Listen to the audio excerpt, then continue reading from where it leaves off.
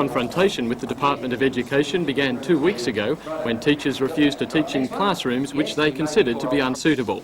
During first term, maths, history and English lessons had been taught in metalwork and craft rooms because of a shortage of space brought about by a much higher than expected enrolment this year. Several demountable classrooms were removed at the end of last year. Glendale says it was promised 2 replacement classrooms in March, but 3 weeks into this term there is still no sign of them. The teachers' action is affecting about 40 classes per week, but the school has decided it isn't making headway. Today, a delegation of parents, teachers and students went to the department demanding talks with the Regional Director, Alan Beard. Mr Beard told the gathering the department is already doing all it can. He says the problem is being felt across the state, with 70 schools waiting for classrooms and rain slowing down their delivery. However, the Glendale teachers say that explanation is unsatisfactory. They claim their promised classrooms have been diverted elsewhere. I think it's been mismanagement and perhaps poor organisation. We know of portables that were supposed to come to us, that were named for us and have gone to other schools by the Public Works Department. Mr Beard says Glendale has been an unfortunate loser in the large moving process. There are a number of schools involved in an operation, and often the physical placement of schools means that over a 2 or 3 day period, a school that is not the top priority might be dealt with, and then if it rains that night and the whole operation has to be aborted, obviously a school has got a building out of priority order.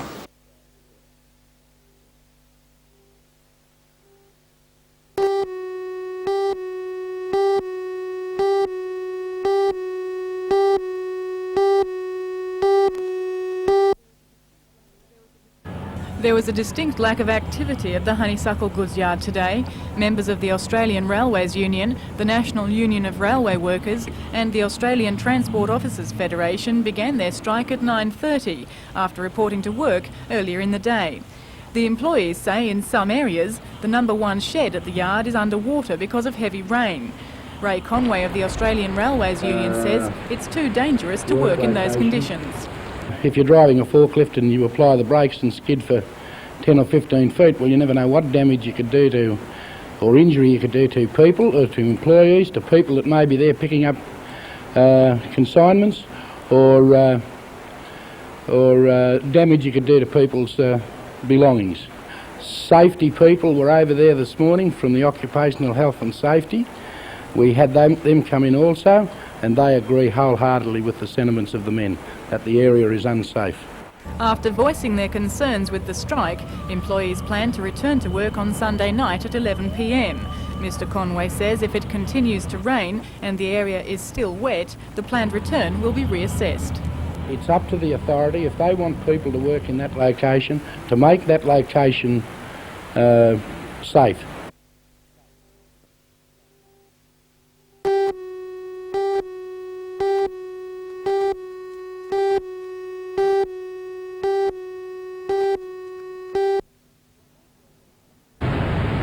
The foreshore residents have been concerned about erosion for many years, but some say recent heavy seas have added to their plight. Today the residents voiced their concern at a public meeting called by the Newcastle City Council Coastal Protection Committee. The group decided that State Public Works Minister Wal Murray should inspect the erosion and take immediate action. A petition will also be sent to the government. The City Council has also been asked to send engineers to inspect the beach on Monday and prepare an emergency plan to prevent further erosion. Residents asked that a report be furnished to Tuesday's council meeting. Protection Committee Chairman Alderman Doyne Lanham says up to $6 million is needed to rectify the problem. The plan that the Public Works have in view is not extensive enough. They intend to terminate the work here at North Stockton Surf Shed, whereas it must go along to the sewage treatment works to be effective. And these are the points that have to finally be decided, and of course the state government will have to come forward with some fairly hefty funds. Committee member Alderman Frank Rigby says local residents are living in fear. We're nearly to the road now, and you've only got to go the distance of the road, and you've got houses actually slipping into the ocean, and we don't want this to happen. Do you think that's a realistic possibility? I think it's a dead certainty.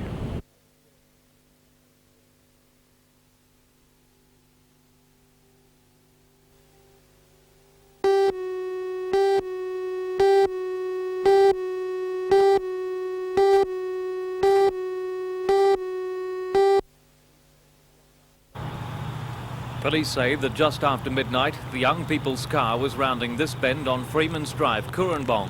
The car left the road and slammed into two large trees, the impact tearing it in half. The 5 people in the car were all 18 or younger. 3 of them were sitting in the front seat.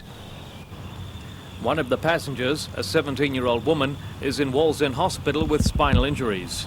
The driver and another male passenger both sustained head injuries. The crumpled wreck of the 1956 FJ model Holden is evidence of the impact.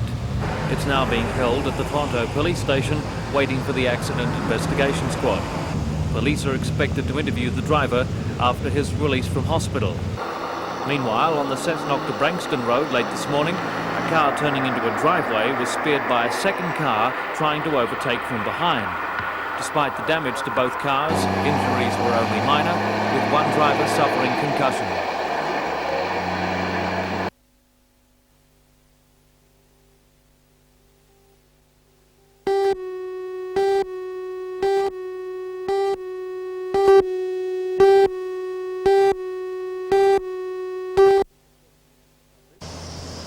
This is a scene which has become all too common in the Lake Macquarie area in recent days. Drainage systems unable to cope with the deluge, with the result that the raging water finds its own escape any way it can. In Burton Road, this house has been flooded for the second time in a week. The cars have been stranded, and even the chooks have nowhere to go. 80-year-old Mrs. Johnston has lived in the house for years and blames a nearby subdivision for the incredible runoff which is ruining her home. Her daughter is one of many who have rallied to her aid today. They didn't provide drainage. And so what have we got? Just gush. Because all the natural creeks are filled in. And they've got lovely homes up there, aren't they? They're sitting pretty. The way it flooded. And it looked more like a swimming pool than a racetrack at Beaumont Park, but the dogs and faithful punters still turned out for today's meeting. However, Newcastle trots have been cancelled for tonight. Another byproduct of the big wet, mudslides. At Alexander Parade in Wangi, an entire front garden was washed away, the trees deposited on the road below. And he come to the front window, he said, look, there's a crack coming in the yard, and the next thing, that's how it went. It just all went like that. It just all went. And I'm pretty shaken up. The foundations of the neighbouring home now hang precariously above what is left of the hillside. Rising waters also made a number of roads impassable today, from Redhead to Waihi, Barnsley and Belmont. Palmer's Creek Road at Awabba was covered by water and open only to large trucks and four-wheel drive vehicles. This scene being repeated wherever the roads crossed low-lying areas or fast-moving creeks. At Wyong, the State Emergency Service headquarters was pushed to capacity, with more than 70 calls for assistance in just a few hours this morning. What action has he taken in the meantime? Can he get the motor around the drums over? More than 100 millimetres of rain has been dumped on Wyong in the past 36 hours. 40 SES and volunteer workers have been on the job around the clock, controlling traffic, sandbagging homes and assisting with any evacuations. Yes, we are considering that possibility with the rising tide and the amount of water that's coming down from the valleys, and we're monitoring the situation. One of the worst hit areas, an industrial estate at Tuggera. Older homes had sandbags at their doorsteps to keep the water at bay. And a once tiny creek was now running rampant, taking part of the road with it. But in the face of adversity, some are always able to make the most of things. This young man found a new purpose for his BMX bike. Others took to surf skis, revelling in the wet conditions. And although the local McDonald's outlet was forced to close due to the flooding, this didn't stop the boys from trying the paddle-through service in search of a burger.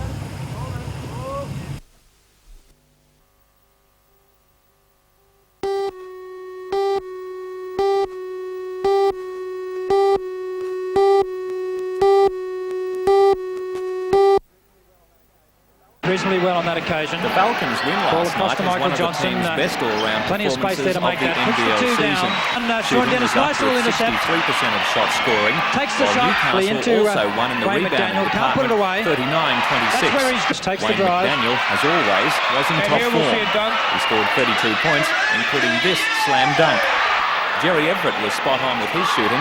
He scored 27 points at 71%. Makes the chance. Shot of the night Decides to take the drive. Peter Hill. With 1 second remaining in the third quarter, 2 seconds remaining. He threw the ball 20 metres. And we go to three-quarter time. And standing And ovation. the crowd has erupted here. Sensational play here at the Sports and Entertainment Centre. Derek Polk regained some lost form last night, scoring 23 points and topping the rebounds with 13. After the match, the big man of the Falcons predicted the team would make the playoffs. I think this is one of the closest years for the NBL as far as all the teams in the league is like maybe 1 or 2 games behind or ahead of somebody. So it's wide open. I think the Falcons can make it to the playoffs.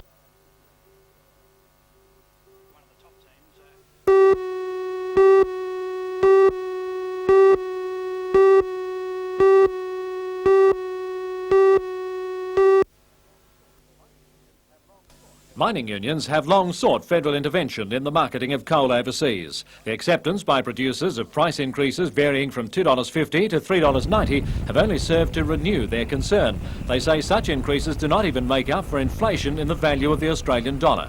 And the Miners' Federation says employers' calls for increased production are meaningless while our market share won't allow more coal to be sold. We've been saying it for over 12 months. There's need for government intervention in the marketplace, at least to have some overview and control. It's ludicrous for people to be able to go overseas and negotiate prices and then come back to have the government examine whether those prices are appropriate or not. The Japanese and the Australian negotiators agree to a price, and then it's most difficult to retract from that position. A recent joint coal board report warns that at least 2,000 more jobs will go in the industry if there are no changes to working hours. The Miners' Federation says that the industry is in such a parlous state, even if all the proprietors' demands were acceded to, mines would still close. Even in the light of the negotiations, the dependency of the industry survival will depend on the steaming coal prices that are being negotiated now. And there are mines purely and simply operate on the steaming coal market that unless there's a substantial increase in the price, that I'm afraid those mines may go to the wall. And there won't be, you're saying, a substantial increase in price? Well, I can't see it in the light of the follow-through from the coking coal prices into the steaming coal prices. At Branxton tomorrow, union officials will also be seeking rank-and-file guidance on the dilemma of BHP's planned purchase from Coal and Allied of the West Wallsend No. 2 mine. The Coal Industry Tribunal has agreed to allow BHP to fill vacancies at West Wallsend with workers from its other mines. The unions demand the award be applied and cavilled colliers at West Wallsend be re-employed.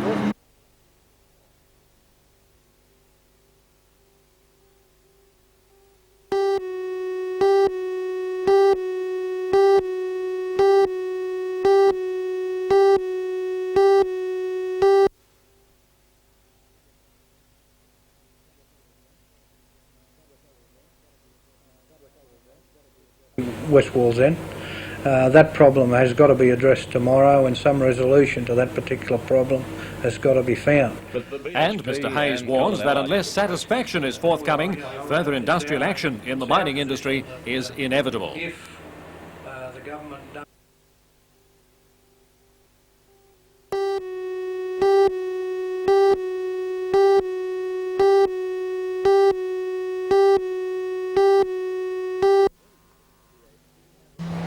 BHP has already made much of a decision to compete directly with the Japanese in the production of high-grade electrolytic magnesium dioxide, a key component of high-energy batteries. Until now, the Japanese have had the market almost to themselves. Once the $75 million plant is built, keeping the edge in technology will be a full-time battle. But the researchers say Newcastle is an ideal base for the international confrontation. Researcher Kevin Anthony is a key figure in EMD development, much of which took place in Newcastle. He says the city has a skilled workforce as well as technological backup to compete for new markets. This is an advanced technology, high-performance plant, which we see as fitting the directions in which we would like to see Newcastle develop. That approach is already being adopted by other industries. Coal producers conferred separately today at the invitation of the Australian Institute of Energy. Organisers said the guest list involved anyone with the capability to influence the industry in new approaches to marketing and technology.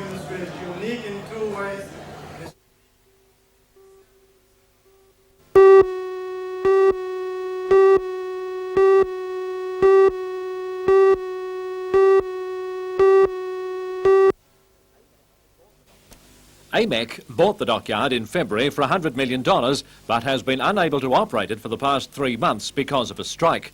Newcastle's defunct State dockyard has been mentioned as a possible alternative for AMEC, but industry sources today expressed doubt that the consortium would move from Williamstown. The problem there centres around cutbacks in the workforce to make the facility more cost-effective. The plan includes a reduction of the number of unions on site. The other consortium in the frigate race, Carrington Slipways-based Australian Warship Systems, already has only 3 unions at its shipyard at Tomago. Designs are due to be submitted to the government by the 2 consortiums by the end of the year, with a final decision on the prime contractor at the end of 1989.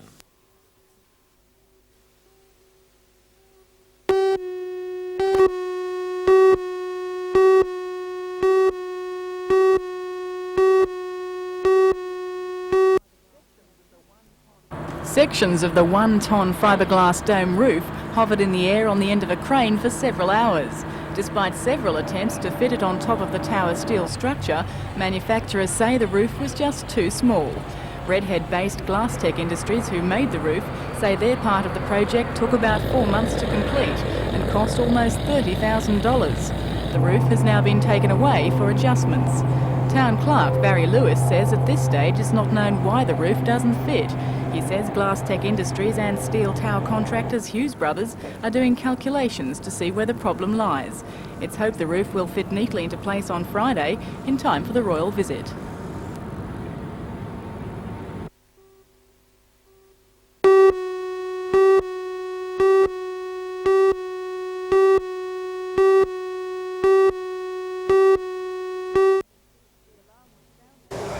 The alarm was sounded at St Philip's Christian College at Waratah. Principal Graham Irwin contacted the Army when he found some of his students had explosive bullets. It seems that it's the tip of an iceberg, with other children in other areas being able to get hold of these things that are dangerous, and even older people having them in their homes and around, and not knowing or not realising the seriousness of what could happen if one of these things went off. This collection has been recovered from students during the past week. Well, in fact, they had been swapping them amongst themselves, selling them, and trying to take them apart and throw them on the concrete to see if they would go off. Just how dangerous is doing something like that? Extremely dangerous. They could actually function, they're very unsafe, and if they do go off, it could either maim or kill somebody. What's the main message then you're trying to get across to the students? Well, if they have any of these items, get in contact with either the police or myself, and we will come and take them. There's an amnesty, you'll never get in trouble for it. We just want to get rid of them, that's all. He believes the boys may have found the bullets at military ranges in the Newcastle area. He says many were of a type fired in rounds from a Mirage, and many of them were live. He says if one went off, it could kill anyone within 5 metres. Do you think some of the boys' parents would be aware they had this sort of thing? Yes, it seems as though they are, and they think that because they're in the army they know that they're safe. Well, they're not. And the fathers apparently have been helping the boys to file them down and open them up, and that's extremely dangerous. Meanwhile, he says these larger explosives have been found in and around the Newcastle region since December. At Stockton Beach alone, Army bomb experts have been called to deal with explosives more than 30 times since Christmas.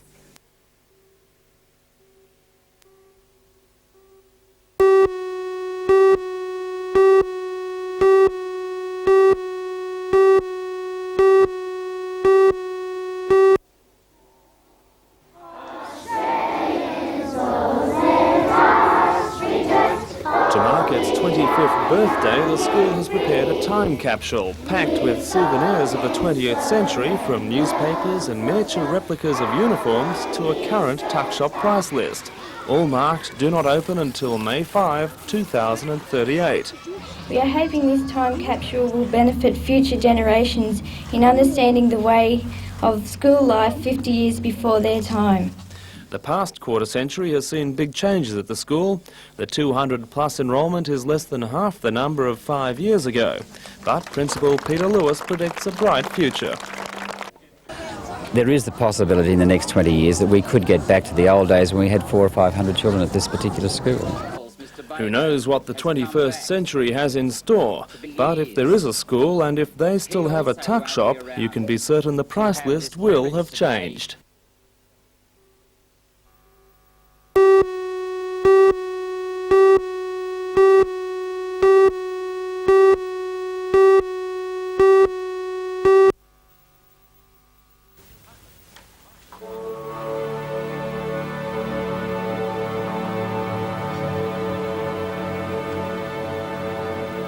Orchestra chairman David Frost says only about 200 people attended the performance in the University Great Hall. Naturally, this was disappointing, but Mr Frost says those who did attend were more than pleased. The 65-member orchestra, conducted by Ulrich Burstein, performed various items associated with the sea to commemorate the arrival of the First Fleet.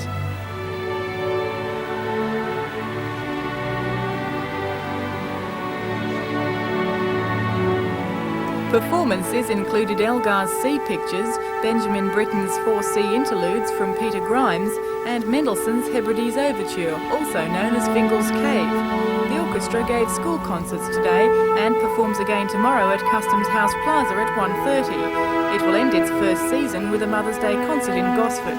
Mr Frost hopes crowds will improve. If they don't, he says there won't be an orchestra to come and see.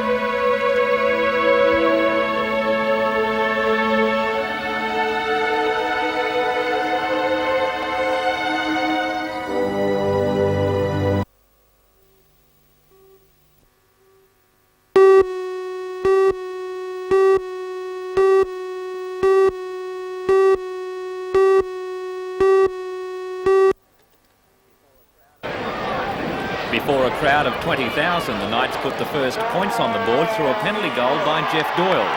Newly arrived Adrian Shelford spent 10 minutes in the head bin after a heavy knock early in the game and was replaced before half-time. South's winger Adam O'Neill was electric every time he touched the ball and scored the first try after some great lead-up work. The Knights tied the game up 4-4 with another Doyle penalty. Despite being down to 12 players when David Thorne was sent from the field for 10 minutes, the Knights cracked the almost rock-solid South's defence with a Brian Quinton try. Newcastle went to the break, leading 10-4. Souths put the next points on the board with a try by Longbottom. It was converted, and the scores were tied up again, 10-all. With 15 minutes to go, Steve Fulmer put the Knights in front with a field goal that just scraped over the bar. The game was then sealed when Tony Kemp forced his way over the line to give the Knights the game 17-10.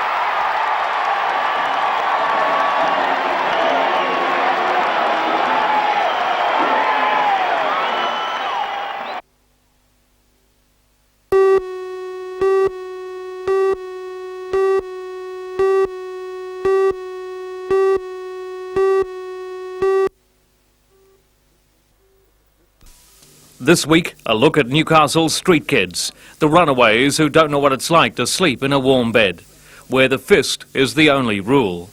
Getting bashed, yeah, waking up with someone booting India.